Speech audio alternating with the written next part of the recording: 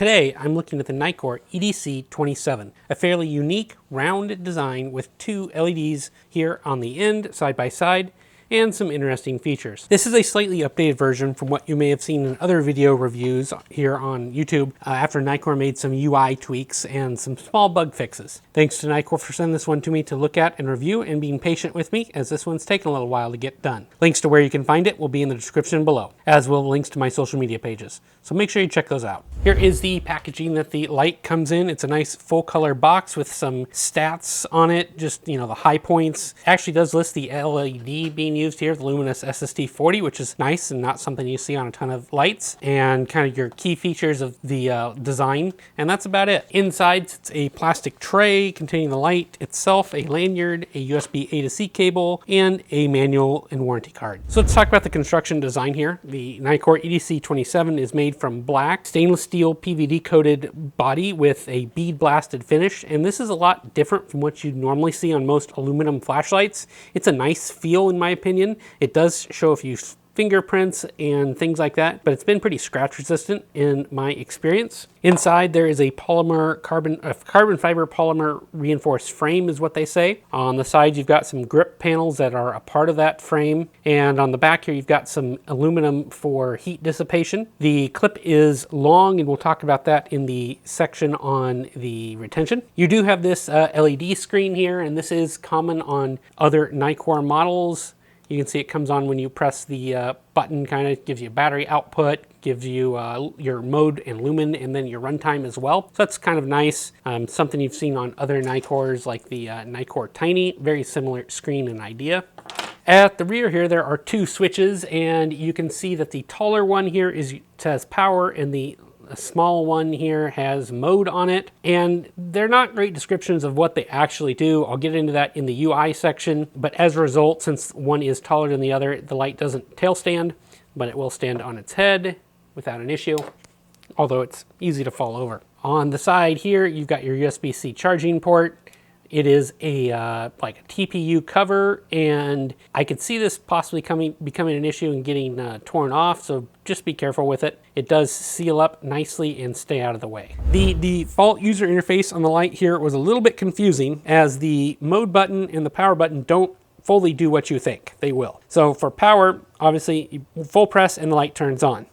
However, when you press mode, you'd think to ramp up your light. It doesn't actually do that. Half press is turbo and full press is strobe, and that's just not how I think it should work. That power button, if you half press on it, is how you advance in your mode outputs. So a little bit confusing, and that half press takes a little bit of getting used to, but once you've gotten used to it, it's not too bad. Lockout here is a little interesting. It's not exactly quick, which I think is a major deterrent, but lockout's pretty important here because this has come on in my pocket, and I just won't carry it without being locked out because turbo here has a lot of power and produces a lot of heat. So for lockout, you press once and then hold, and you can see lockout 1, you press holding, it goes to lockout 2.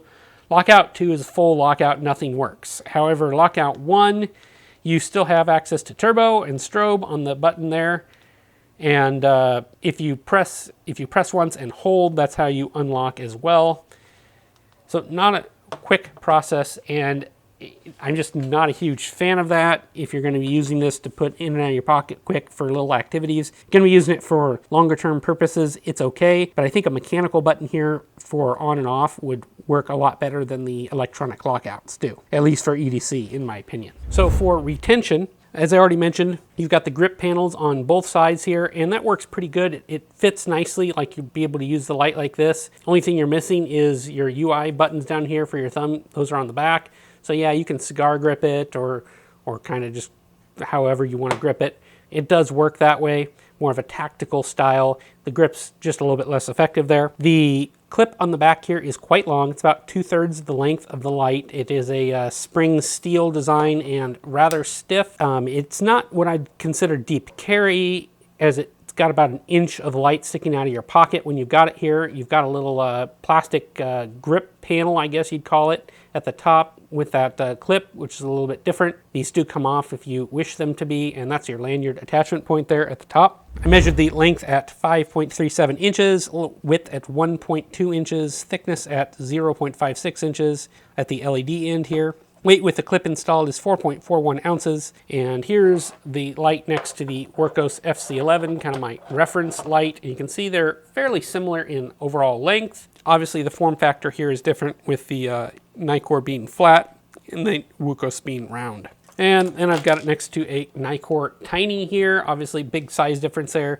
but actually relatively close in terms of thickness and width, and side-by-side LED there. So if you have the Tiny, that's kind of what that'll look like. So for LED and beam, the light is running two SST40 LEDs, and when I tested them with my Opal meter, I came up with 5500 Kelvin at 65 CRI with a bit of a green tinge on the DUV readings here. On high, there's no PWM to speak of, and the tint here, I would say, is a little bit more blue than what it appears, or maybe I'm just really used to the warmer neutral whites, and my night shots will kind of show that. The beam shape is a little bit rectangular even, hard to see at lower powers or lower distances. It's not too bad for being side by side. The TIR optics in there do a pretty good job of minimizing that and smoothing that out. Everything here is powered with a built-in lithium polymer cell that's 1700 milliamp hours and is not easily field serviceable. You might be able to take it apart and find a battery that fits there, but that's not something I did in this review. And I'll talk more about power outputs in my next section. I've got the Nitecore EDC27 here, and this is in low 15 lumens. And you can see the beam pattern pretty nicely.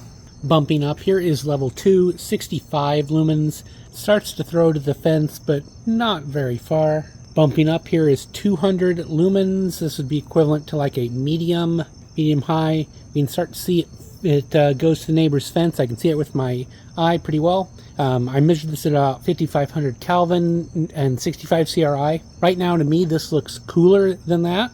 This is top mode 1000 lumens, non-turbo, that is. And here is turbo, 3000 lumens. You can see it reaches the end of the neighbor's fence fine. To my eye, I can see across the street that tree decently well. See a lot of the smoke in the air as well. That was all the length that turbo is, so it's not very long, less than 20 seconds or so. If I full press, I get the tactical strobe as well. So here is 15 lumens, 65, 200, 1000, and turbo's 3000. For heat and runtime graphs, they'll be a little bit different here from normal with the EDC27. The light has a proximity sensor that you can't actually see and can't be disabled, and as a result, I'm limited into what I can test in my conventional lumen tube setup in order to give accurate lumen numbers, which I wanted to do and not use some other testing method that wasn't as tightly regulated or that I wasn't as sure. What I did was ended up using level 2 and 3 primarily for runtimes. I used the level 1, which was the brightest, for your thermal outputs, and graphs here kind of explain all that. Nitecore doesn't officially claim a runtime for turbo with the full 3000 lumens, which is good because it steps down in about 15 seconds. And while we're watching here, I can just show that. Here it is in turbo. And I was able to do the testing in the lower modes. In mode 1, I saw temps of 52C, which actually is the high mode. So there we go. We stepped down there pretty quickly. At 15 lumens, the total runtime here was past 24 hours, more like 33 hours in my testing. At level 2, it was about 10 hours of runtime. Level 3 was about 3 total hours of runtime. And while I couldn't successfully test the others on the lower modes, they were fairly close to their claims on terms of outputs in the little bit of testing I could do. And you can see in that proximity sensor here, it does work for turbo, and it gets pretty dang hot. You can feel it. It does not auto ramp back up as you move your hand away, which is unfortunate. That's the best way to operate a proxy sensor in my opinion. Recharging is here on the side via USB-C. The port's protected with that cover and fits out of the way pretty nicely. I think it's like a harder TPU plastic, something like that. And I could see that being damaged, so just be careful with it. They don't include any extras. I had no trouble charging the EDC27 here with USB-C PD, and it charged the internal 1700 milliamp hour battery pretty quickly at 1 hour 19 minutes at about 1.8 amps. So all good things. Quicker than I would have expected for a light like this, but it's all at run C, so that's perfectly safe and fine for battery life overall. The screen does tell you your voltage output and when it's fully charged, which is nice to see. My conclusion is that I like that Nitecore was thinking outside the box with this one, but I question if this was really designed for a EDC audience. To me, it seems like it's focused on more of a tactical EDC audience. The build quality is good. I like the stainless steel here. It seems to be durable and it feels good in the hand. It's nice and solid, and it's not something we see often. The screen's pretty good, very similar to other Nitecore models here, and it's fairly useful information with your mode, lumens, and your runtimes. The LEDs here are decent without major tint problems, and the interface you get is pretty decent once you get used to it. With the clip here not being super deep with issues I had, like the light coming on in my pocket in low and how lockout doesn't fully work in half lockout. I likely won't be using this as an EDC light very often. For me, it'll probably be part of a small EDC pouch where the buttons will have a little extra protection from errant pushes.